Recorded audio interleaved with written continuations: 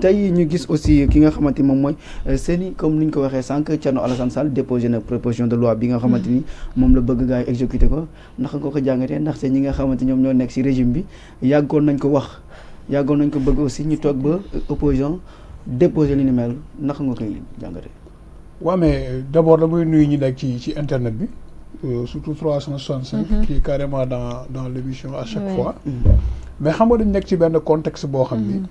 ku mel ni la rapporteuse spéciale des Nations Unies sur la torture mooy Alice Gil Edwards moom ci moom dafa recommander pour qu'on abroge en tout cas cette loi là. Thierno Alassane également aussi abondé dans ce même sens là pour qu'on puisse abroger cette loi là mais il faut rappeler juste que le président Macky Sall li mu jublu woon ci cette loi d'amnistie là c'était pour apaiser les tensions sociales dans le pays pour réconcilier en tout cas les populations pour que dëkk bi nekk ci jàmm moom bu fiy jógee bàyyi fi dëkk boo xam ne dafa apaisé c'était ça moom loolu moo nekk jubluwaayam en dépit que dans le parti muy l'APR il y a des gens qui étaient réticents par rapport à la loi d'amnistie mais tey ñii nga xam ne ñoom ñoo ngi doon wax ne que ñoom bëgguñu la loi d'amnistie pourtant ils n'ont pas voté contre c'est-à-dire il faut qu'on rappelle un peu l'histoire bi ñu nekkee Assemblée nationale bi ñuy voté la loi voté wuñu non voté wuñu oui su ma rappelé wu très bien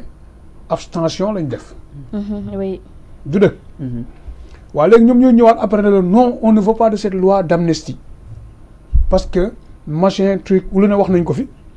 dem nañ ba ñu ne fii non bu ñu amee la majorité au niveau de l'Assemblée nationale on va voter pour l'abrogation de cette loi ñu dem ba ci biir naan non on va voter de façon partielle. ñoo xam ne loolu ay waxi caaxaan la du dëgg parce que mënul nekk. tey ils ont la majorité au niveau de l'Assemblée nationale introduire ñu benn yoon l'abrogation de cette loi là mooy nan la mooy nekk la loi les arrange na leen parce que tey boo xoolee hormis Bassirou Diomaye Faye le président de la République tey si fekkoon ne tey abrogé nañ la loi ñu bëree ngi fii ci ñoom nekk ay DG wala nekk ay ministre kon tey kaso la ñuy dem toogaat bëri na ci ñoom liberté provisoire la ñu amoon am ñoo xam ne dañ leen takkaloon sax lam ba ci El Malick mi nga xam ne tey moom mooy le président de l'Assemblée nationale donc man bokkoon naa également aussi ñii nga xam ne dañ ñëwoon cette loi là warul am parce que kenn ku nekk de 2021 à 2024 képp ku ci am benn responsabilité pour man da nga ko war a fay ba mu mat sëkk moo xam da nga santaane woon ñu dem taal moo xam ni da nga bokkoon si ñu doon taal moo xam yow mii sa bopp da nga bokkoon si ñi nga xam dañoo taaloon bis bi nga xam ne ñaari nit dañ cey gaaju fële ca yaraax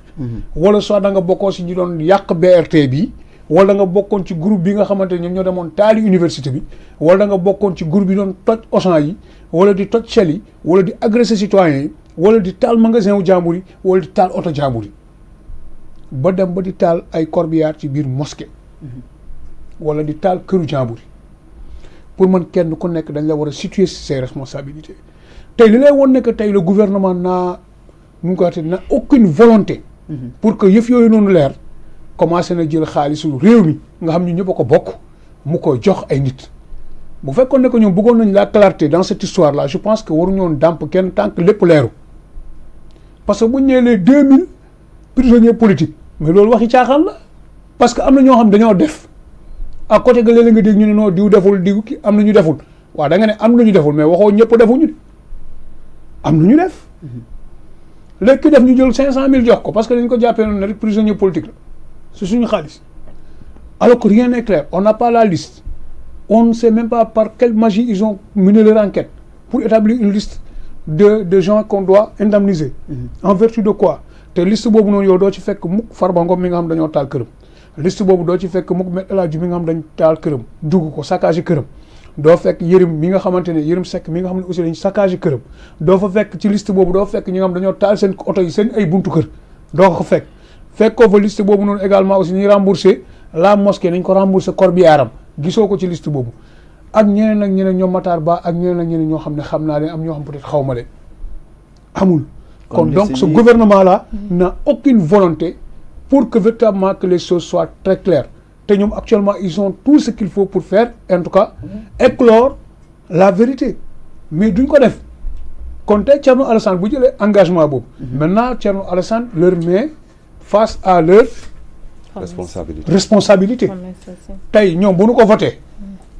mooy ne ñoom bëgg nañu mu leer. suñ ko voté wul mooy ñoom bëgguñu mu leer. parce qu'on ne doit pas être dans le clair obscur on doit être soit dans l'obscurité soit que ñu nekk dans la clarté te man gëm naa ne ñii sànq am na ku ma si seetaan muy wax c'est un député du Pastef. mu ne lii Thierno Alassane di def nii c'est du populisme kon xam nga ñi amuñu volonté wu voté ko ci ni ma ko gisee nii amuñu benn volonté wu abroger cette loi là parce que buñ ko abroger Souleymane gis nga bu ñu abroger cette loi là les premiers qui seront en danger ñoom la am ñoom dañoo def tey tu prends quelqu'un comme Dof kii comment il s'appelle waa ji rappeur bi nit dof mais nit dof rek nit dof dañ koo bàyyi ci loi d'amnistie moo ko génnee ou non et pourtant il a tenu ici des propos yoo xam ne yu garaaw a garaaw di saaga ay nit di wax yu ëpp mais kooku tey moo ngi nee nekk PCA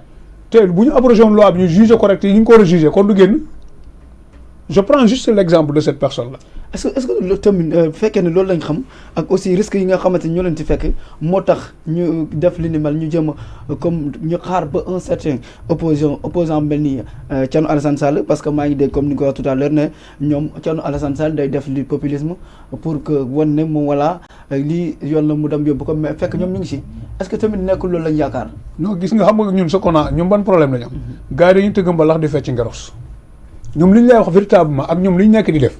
ça fait deux mais Thierno Alassane daf ni ma la wax la rek de Thierno Alassane da leen di mettre devant leur responsabilité man en tout cas j'approuve la démarche parce que boo nekkee ak ay populistes ay ñoo xam ne lu ñu wax tey bu subaa ñu weddi ko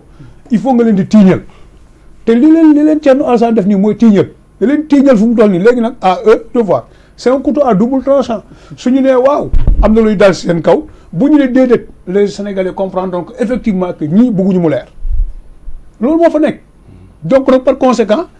voilà yëf yaa ngi noonu si seen loxo c'est une patate chaude maintenant à eux de voir soit dañ koy ëff ba mu sedd lekk ko wala soit dañ koy lump ñoo xam ni ñuy def mais de toute évidence ce ne sera pas une chose aisée pour ñoom ce ne sera pas une chose facile pour ñoom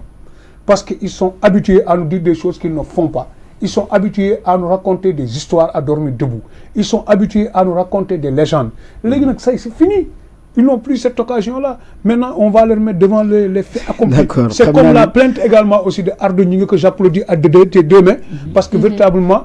c'est ça. Parce que waruñu bàyyi nit ki lu ko neex rek mu wax. da ngay taxaw fii ne diw sàcc na 94 milliards xam naa banque bi xaalis bi nekk nga toog nga ne Mame Mbaye Niang li mu def nii man maa ngi nii gars yi dañoo yaakaar ne yoruñu information yi sama portable baa ngi nii toutes les informations sont là. ñu woo la nga dem tribunal nga nekk fa di tappale di daanoog di xëmbaliku sëñ bi yooyu dafay jeex. munoo taxaw fii nga ne gis nga xam nga gis nga ak dégg nga ça fait deux. gis naa bokkul la moom. ku gis ak ku dégg ça fait deux Ousmane Sonko moo ne gis naa moo ko wax fii Thiès gis naa compte bu benn waay bu am 1000 milliards mais sëñ bi il faut que mu génnee 1000 milliards yi comme je l'ai dit hier nee naa leen soit day nekk 1000 milliards en argent soit mu nekk 1000 milliards en mensonge et su boobaa il faudra que ñu topp ko ci loolu. parce que Sénégal yëpp xam nañ ko voilà